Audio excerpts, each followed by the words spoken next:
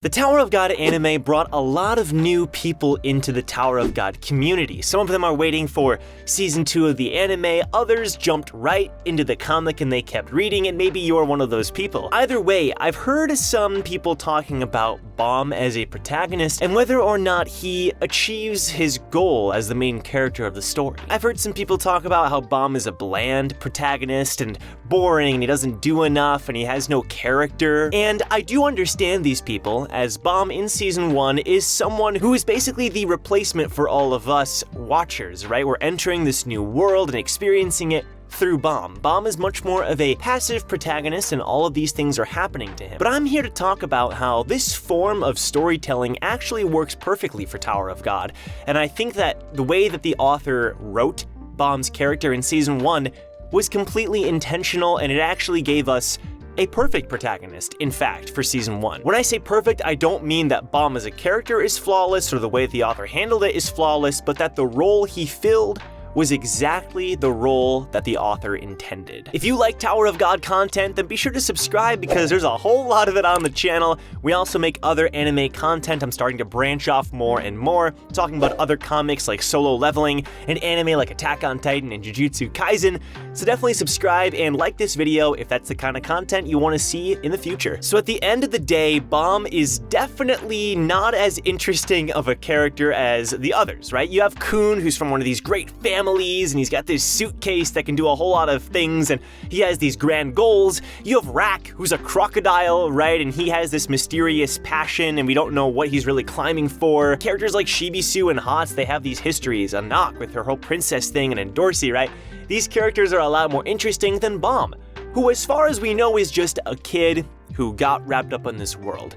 However, that's exactly the point. Some people call Tower of God an isekai. It's certainly not, but it does have a couple of things that kind of remind you of an isekai. Bom is this normal person, supposedly, who wanders into this fantasy world and makes friends and is experiencing all this stuff. However, that is not Tower of God. That is a very simple way to look at it, because Bom is in fact not a normal person.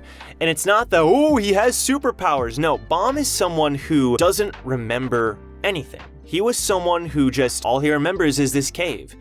And so, the only thing he has to latch onto is the only thing that ever happens to him in that cave.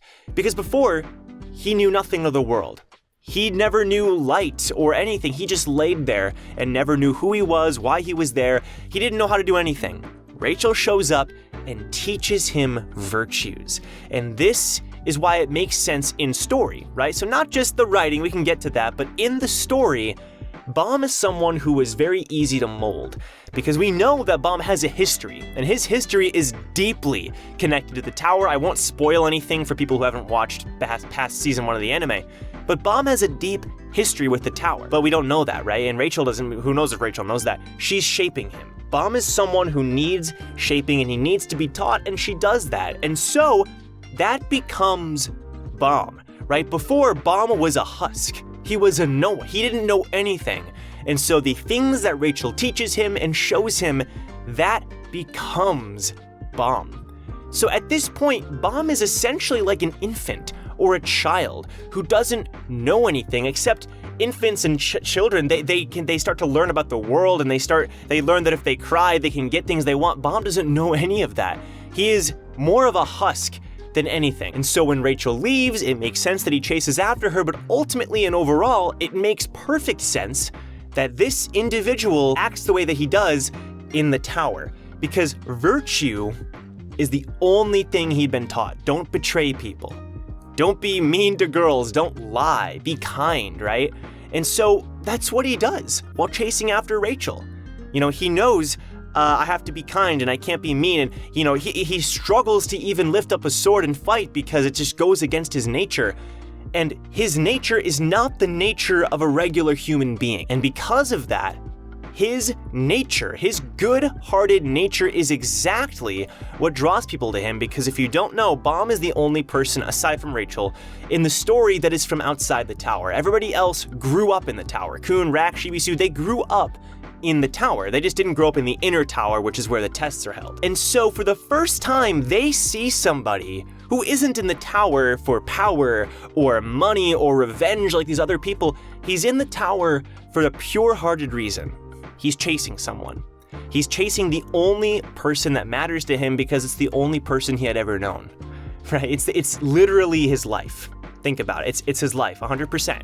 Every time she'd leave, he would just go back to being a husk because he was empty inside. She was it. She was his light in the cave. And so Kun sees that eventually. First, he watches Bomb because he has the Black March, but eventually, that pure nature that no one in the tower has is noticed by everybody, and it draws them in because they grow up in this tower, which is all about revenge and killing and ulterior motives. Tower of Betrayal. That's what the series is called as a joke, right? Because every arc, there's some kind of betrayal. Like, that's the tower. And Bomb, for the first time, represents none of that. He's pure. He's essentially purer than a child. He is what no one had seen previously. But then that is completely turned on its head, and in a form of excellent writing, that pure-hearted person spirals. Because the very things he had been taught to by his light were turned against him by that same person. Don't betray people. Don't be mean to other people. Don't lie to people.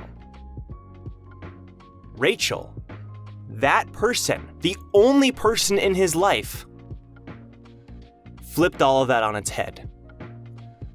And Bomb is lost.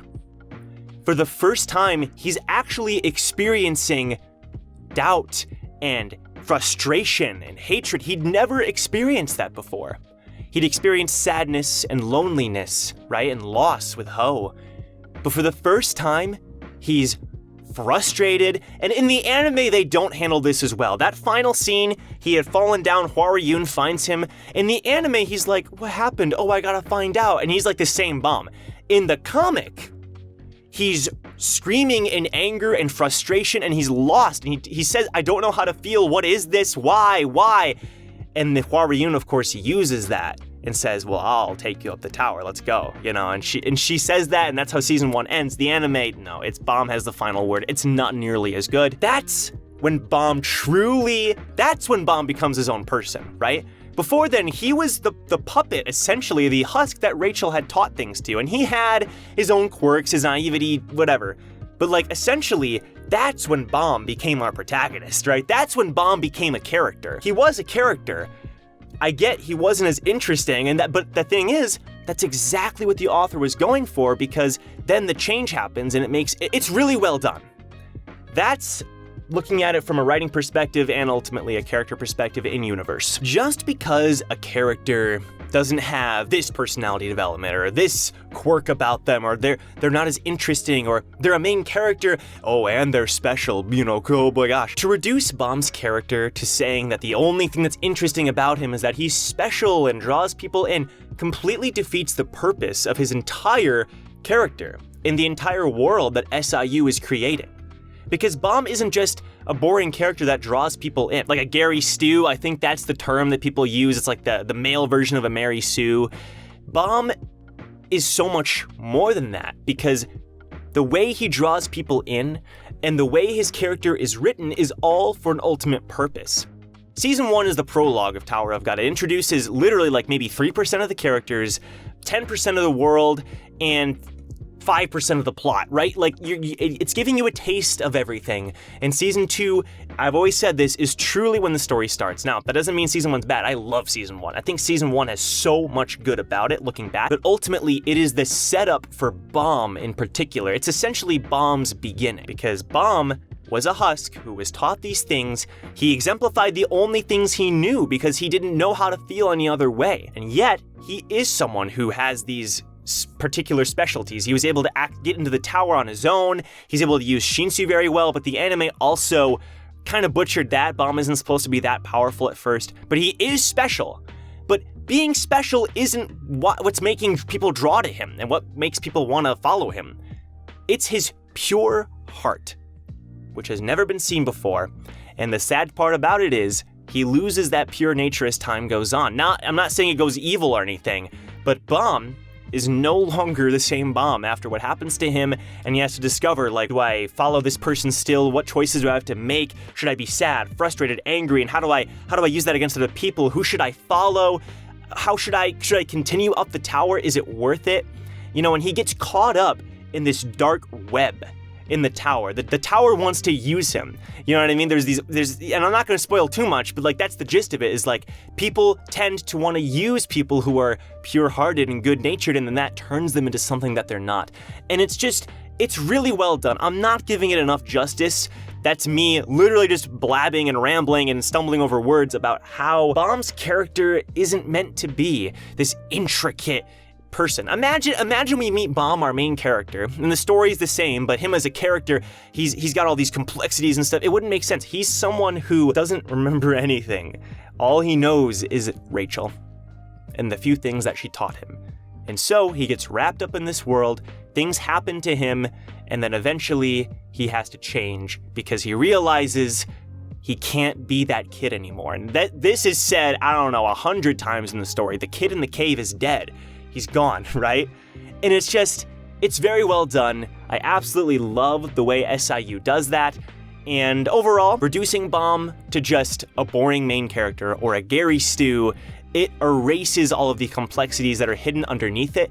And if you think that, like, that's fine, I'd love to hear your thoughts down below. But from my perspective, you're looking on the surface level when really there's a lot more going on beneath. Thanks a lot for watching, everybody. Really hope you enjoyed the video. Again, I'd love to hear your thoughts down below because I do agree that Bomb is kind of boring in season 1. However, my argument is that is the whole purpose. That's his whole point. That's SIU's whole reason for writing the character that way. He's supposed to be someone who isn't as interesting as everything happening around him because he's so pure-hearted and naive until those emotions and everything is used against him. You guys are the best. Thanks a lot. I'll see you in my next Tower of God discussion video.